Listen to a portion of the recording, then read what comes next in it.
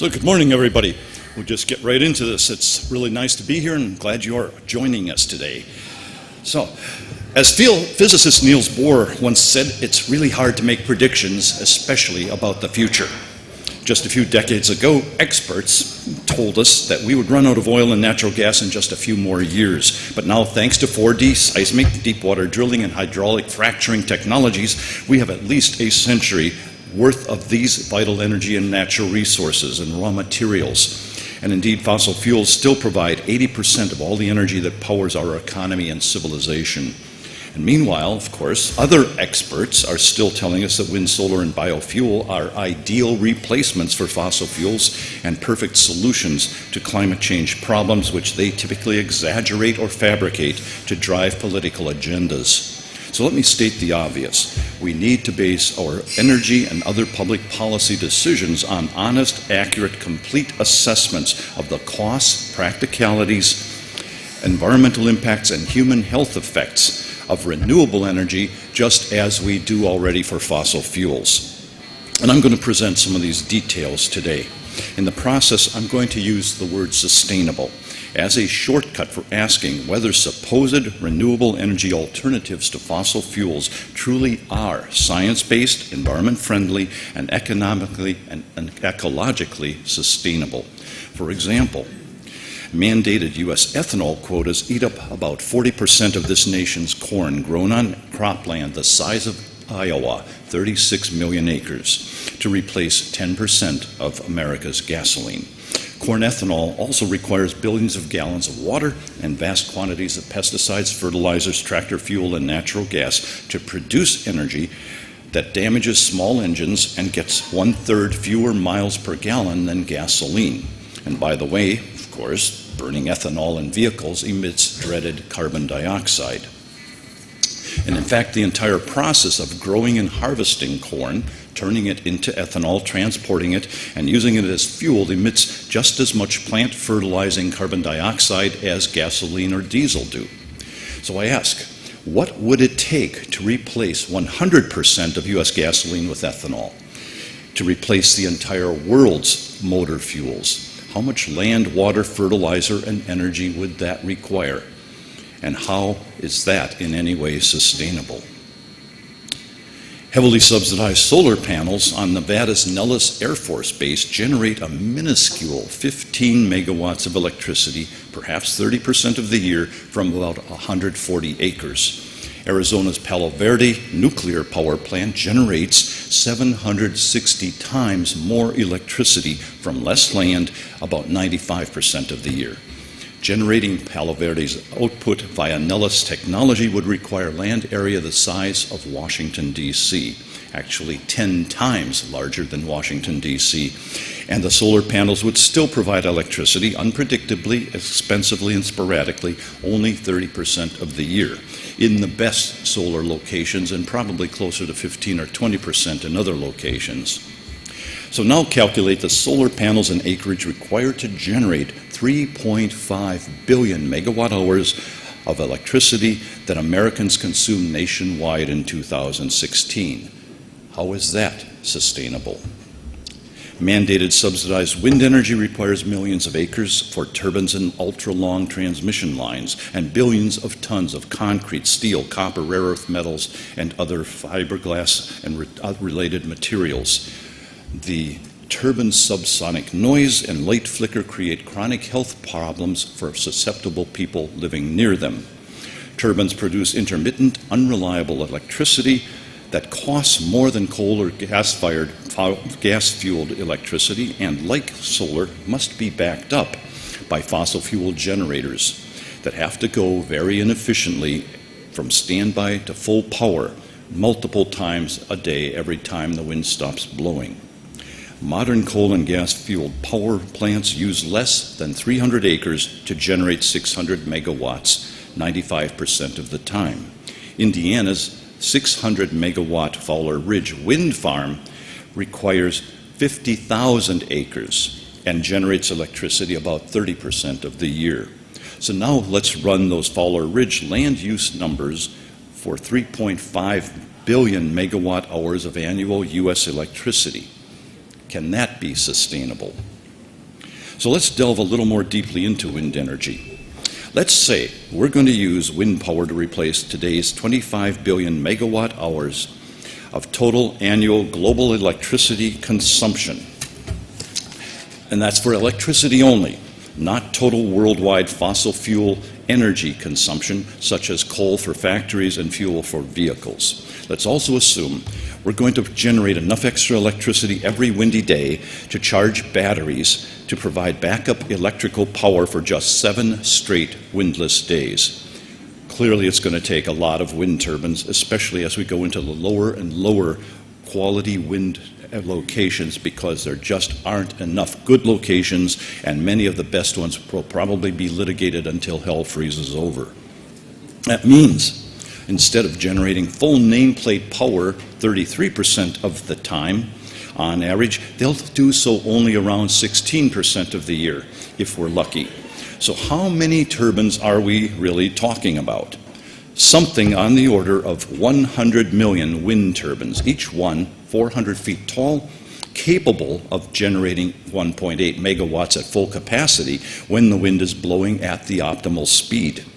And assuming just 15 acres apiece, those monster turbines would require some 1.5 billion acres. That's 80% of the entire land area of the lower 48 United States. So just imagine what that gauntlet of whirling blades would do to our raptors, other birds, and bats. Chop, chop, chop. British energy expert David Wells has calculated that manufacturing all those wind turbines would require something on the order of 60 billion tons of steel for the towers, 65 billion tons of steel and concrete for the foundations, it's 9 billion tons of copper, steel, and alloys for the turbines, 8 million tons of neodymium for turbine magnets, 2 billion tons of steel and complex composite materials for the nacelles, 2 billion tons of petroleum-based composites for the blades, and similarly massive quantities of other raw materials. And those materials have to be mined, smelted, processed, manufactured into finished products, and then shipped around the world. All that will require massive amounts of fossil fuels. And that's simply because wind turbines and solar panels cannot produce consistently high enough heat to melt silica, iron, copper, rare earth, and other metals. Their intermittent, unreliable, unpredictable electricity output means we won't be able to operate cement kilns, smelters, foundries, refineries, and factories. In fact, it's virtually impossible for wind turbines and solar panels even to generate enough electricity over their operational lifetimes just to process the metals, make the concrete, and operate the factories to manufacture just the wind turbine, solar panels, and transmission lines, much less power civilization. Dr. Wells also calculates that shipping just the iron ore to build the turbine components would require some 375,000 voyages in huge ships that would consume 1.6 billion tons of bunker fuel or heavy oil in the process. Converting the ore to iron and steel would require 60 billion tons of coking coal, demanding yet another 150,000 sea voyages, consuming another 750 million tons of bunker fuel.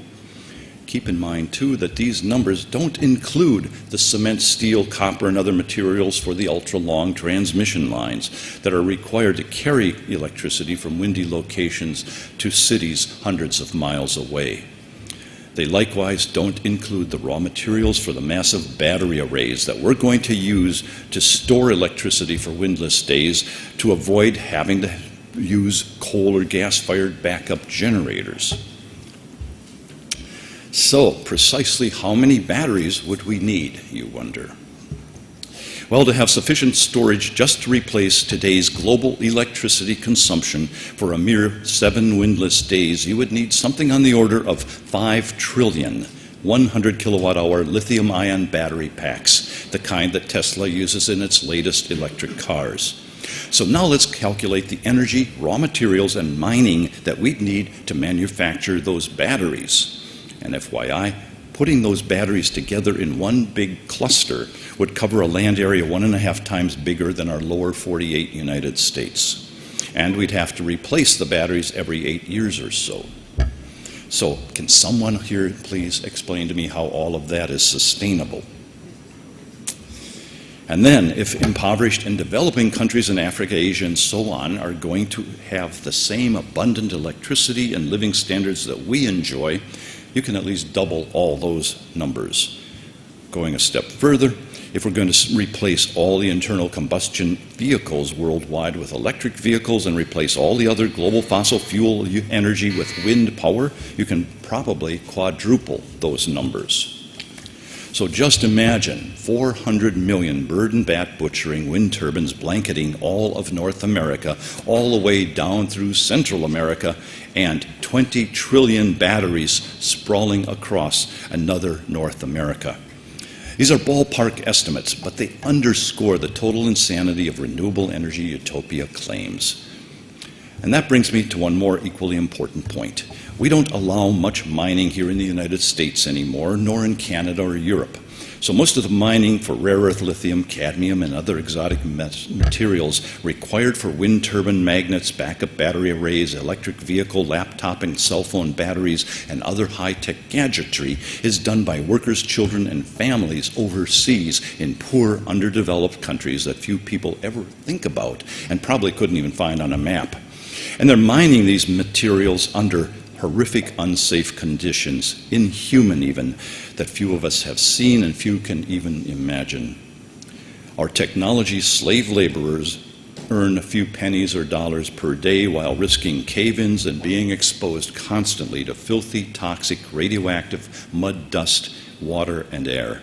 Bottom line, clean, renewable energy is definitely not clean, renewable, eco-friendly, healthy, or sustainable. To be sure, these mining, processing, and smelting operations are taking place in somebody else's backyard, affecting somebody else's parents and children far away from us. But that doesn't mean the damages are not being inflicted, and it certainly doesn't make it right, moral, or ethical. So I ask, why are we doing all this? Why are so many activists and politicians trashing fossil fuels and promoting renewable energy? Why don't we just build the fossil fuel power plants, mine for coal and frack for natural gas to fuel them, or build more nuclear power plants? And forget about the wind turbines, solar panels, ethanol, and other pseudo-renewable, pseudo-sustainable nonsense. One reason, of course, is that too many of us blindly accept claims that fossil fuels cause dangerous man-made climate change and that wind and solar would be a good fix for that. Another is that we have too many legislators, regulators, activists, journalists, and crony capitalists who've gotten away with imposing their views, controlling other people's lives, and dictating energy use, economic growth, jobs, and living standards, and getting richer and richer in the process. I personally can't imagine my life without abundant, reliable, affordable electricity. Can't imagine what life must be like for billions of people around the world who still do not have electricity in their homes, schools, and communities, and don't enjoy the incredible blessings of this wondrous technology. So that's why I believe real energy, humanity, morality, and sustainability must improve living standards instead of paying mere lip service to them. They must give people everywhere the freedom to choose for themselves how to move forward and to select which energy technologies to adopt or ignore without being pressured or vetoed by activists, politicians, bankers, and others who would deprive them of affordable energy, good jobs, and modern living standards in the name of climate change and sustainability. Real energy, humanity, morality, and sustainability ensure that current generations maintain their living standards in industrialized nations and have the energy and resources needed in poor countries to end the poverty, disease, and malnutrition that have too long made lives nasty, brutish, and short. Real and moral energy policies tell poor nations, don't do what rich countries are doing now that they are rich, do what rich countries did to become rich, and do it as responsible stewards of God's creation. Moral energy policies enable people of today to prosper. They leave the world better than we found it. They pave the way for future generations to benefit from the wisdom and innovations that we, their predecessors, developed using the energy and raw materials we need today to make that happen. We need to seize and hold this moral high ground if we as a nation and world are to ensure that people and planet survive and prosper. So let's do everything possible to make that vision a reality. Thank you.